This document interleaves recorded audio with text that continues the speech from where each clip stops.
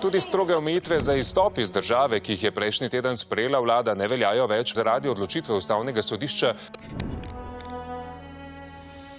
Ustavni sodniki so razveljavili del protikoronskega interventnega zakona. Sodišče meni, da so škodljive posledice, ki bi jih lahko povzročil odlok, hujše od škodljivih posledic za varstvo javnega zdravja, ki bi jih lahko povzročilo začasno zadržanje te določbe. Rusija očala, ne morem govoriti, bom snel masko.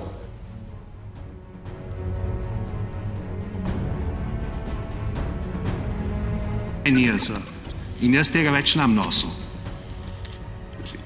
Smrt janšizmu, svoboda vsem.